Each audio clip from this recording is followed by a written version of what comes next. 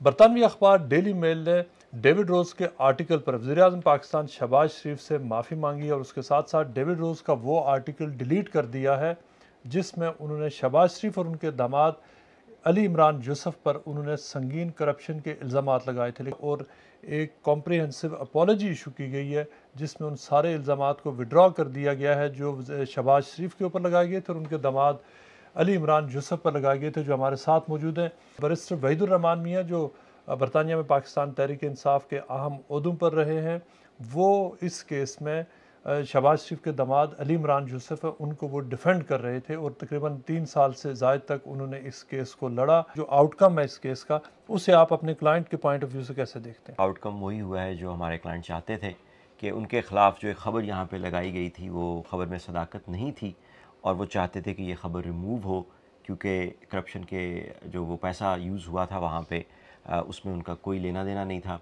और बहरहाल इससे पहले कि हम कोर्ट से केस जीतते, जिसकी कि डेट अब ट्रायल की नेक्स्ट ईयर की थी, तो डेली मेल ने नेगोशिएशन शुरू की और आउट ऑफ कोर्ट सेटल किया इस मैटर को और उन्होंने ये जो ख़बर थी वो रिमूव कर दी है। डेली मेल ने जो अपोलोजाइज़ किया है, जो आर्टिकल डिलीट किया, और इतना बड़ा एक आर्टिकल था जिसके ओवर 75,000 शेयर्स हो चुके थे और मतलब पूरा पाकिस्तान उसमें कंज्यूम हो गया था। देखिए, डेली मेल ने डेफिनेटली ये असेस कर लिया होगा और उनके बैरिस्टर्स ने भी उन्हें एडवाइस किया होगा कि अगर ट्रायल पे ये जाता है तो they may not be able to win, बल्कि they will not be able to win. तो उसको सामने रखते हुए वो नेगोशिएशन, और ये पहली नेगोशिएशन नहीं थी, ये नेगोशिएशन कुछ अरसे से जारी थी। और मैं फिर वाज़े कर दूं कि हमारे क्लाइंट का ज़्यादा जो फोकस था वो यही था कि हमें ट्रायल पे जाना चाहिए, नेगोशिएशन की हमें ज़रूरत नहीं है।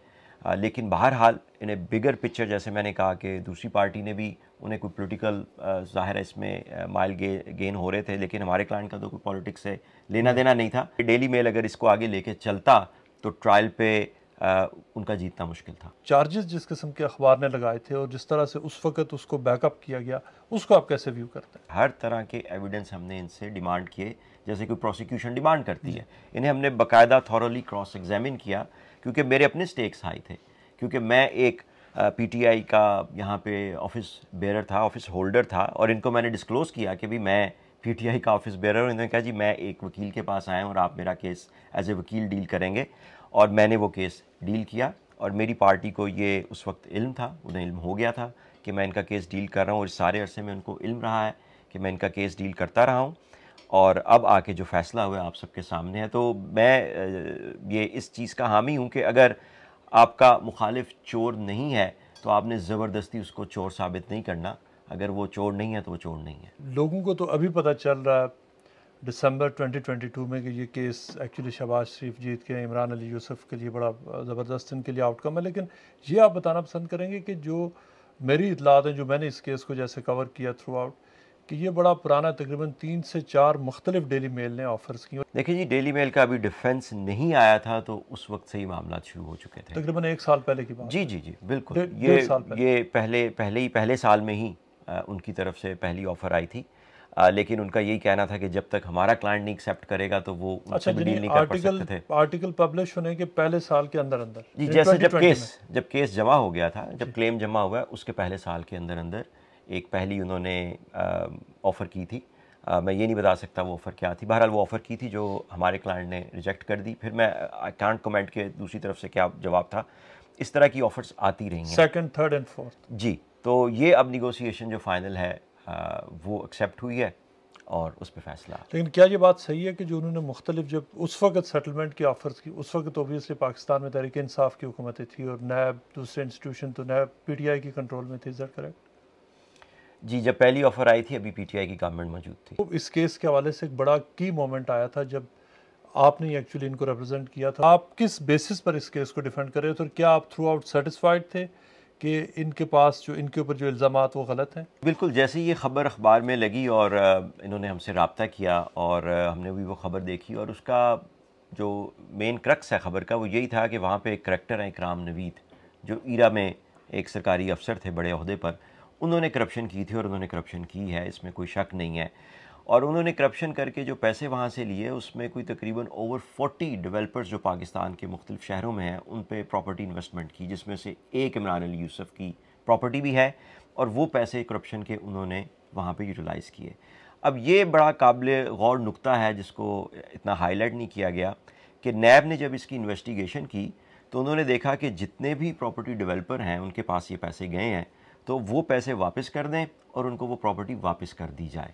और इमरान अली यूसुफ के साथ बहरहाल मैं समझता हूँ कि इस हवाले से डिस्क्रिमिनेशन हुई। डेली मेल ने ये साबित करने की कोशिश की अपनी ख़बर में कि इकराम नवीद जो है वो इमरान अली यूसुफ का फ्रंट मैन था, उसने जो खुद बुर्द की है ज़ाहिर है उसमें इनका हिस्सा है और दिखाने के लिए इन्होंने प्रॉपर्टी सामने रखी है। तो वो ही सामने रखते हुए हमने इनसे सारा एविडेंस मांगा, नैब के डॉक्यूमेंट्स मांगे, इनकी सारी बैंकिंग ट्रेल मांगी, जब से इन्होंने वो एसेट ख़रीदे हुए थे, कैसे उसने किन किन किस्तों में किस किस्तों में पैसे दिए, किस किस नाम पे बाय की।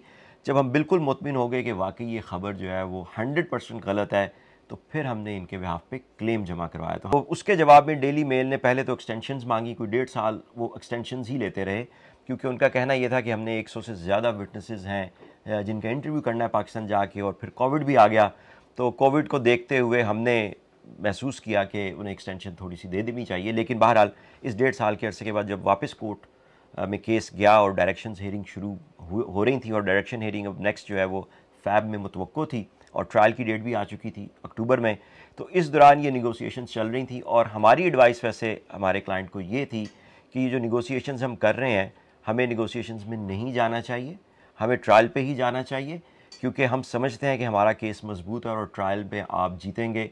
उसमें टाइम बहरहाल ज़्यादा लगेगा लेकिन बहरहाल end of the day client ने ये फैसला किया कि इन द बिगर पिक्चर कि मैटर अगर रिजॉल्व उनकी फेवर में अभी हो रहा है तो इसको अभी रिजॉल्व कर लिया जाए। देखिए जो कॉन्फिडेंस हमारा बना उसी हेयरिंग से बना क्योंकि वो उसने मुतय्यन कर दी डायरेक्शन कि चेज़ 1 और चेज़ 2 का लेवल का मतलब ये था कि अब डेली मेल ने बहुत हाई थ्रेशोल्ड पे जाके अपना डिफेंस देना है और उसमें जज साहब ने ये भी अनाउंस कर दिया था कि डजेंट मैटर कि नैब उधर इनके ख़िलाफ़ क्या फ़ैसले करता है, मैं मेरिट के ऊपर देखूँगा और मुझे यहाँ पे आपने साबित करना है कि जो आपने कहा है वो आपने सच कहा है।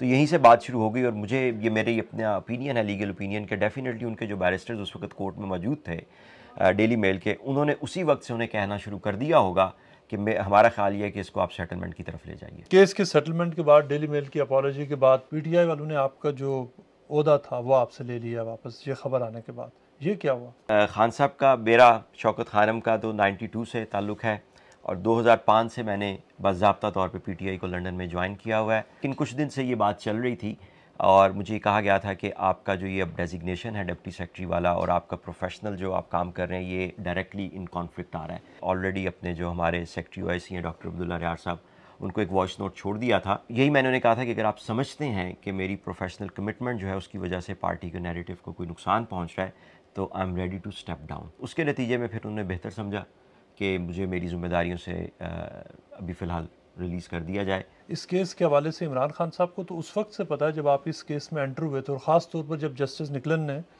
फेवरेबल एक रूलिंग दी थी, उन इमरान खान साहब को तो पता था कि आप इनको रिप्रेजेंट करें, तो पहले मसला नहीं हुआ, अभी क्यों मसला हुआ? क्या अभी मसला बनने की वजह ये है कि ये केस जीत गए हैं उस वजह से या कोई और वजूहत है?